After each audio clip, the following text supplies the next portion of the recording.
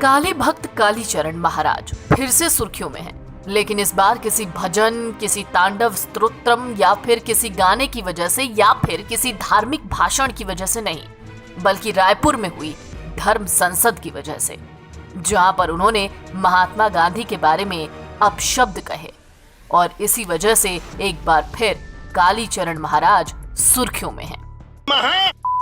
मोहनदास करमचंद गांधी ने सत्यानाश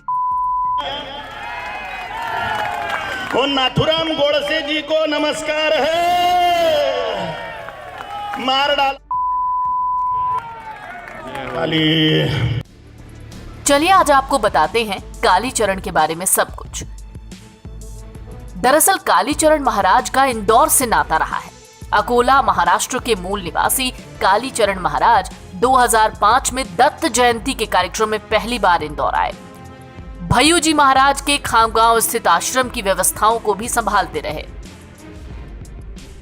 सबसे खास बात यह कि कालीचरण महाराज सिर्फ 8वीं तक पढ़े हैं। कालीचरण की बदमाशियों से परेशान होकर उनके माता पिता ने उन्हें उनकी मौसी के घर इंदौर भेजा था, जहां पर उन्होंने हिंदी बोलना सीखा। यहां वो भय्यू जी महाराज के संपर्क में आए और उनके आश्रम में आने जाने लगे। कालीचरण महाराज राजनीति में भी हाथ आजमा चुके हैं।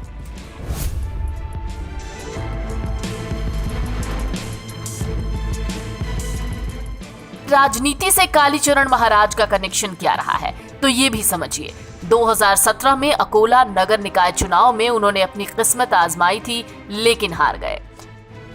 2019 के विधानसभा चुनाव में अकोला पश्चिम सीट से उनके प्रत्याशी बनने को लेकर भी चर्चा हुई, लेकिन ऐसा कुछ नहीं हुआ। कालीचरण महाराज इससे पहले शिव तांडव स्तोत्र का पाठ कर चर्चा में आए। उनका वो वीडियो खूब वायरल हुआ था।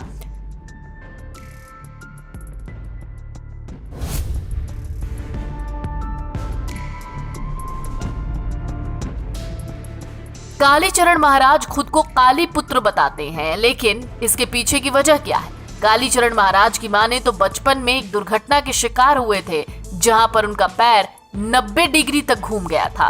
कालीचरण महाराज दावा करते हैं कि उन्हें काली मां ने दर्शन दिया था, जिसके बाद उनके पैरों का फ्रैक्चर ठीक हो गया और ये मां काली की कृपा समझते हैं। लेकिन जिस तरीके से रायपुर के धर्म संसद में कालीचरण महाराज का ये बयान सामने आया, उसके बाद से लगातार सवाल उठने लगे कि क्या संतों की भाषा ऐसी भी हो सकती है।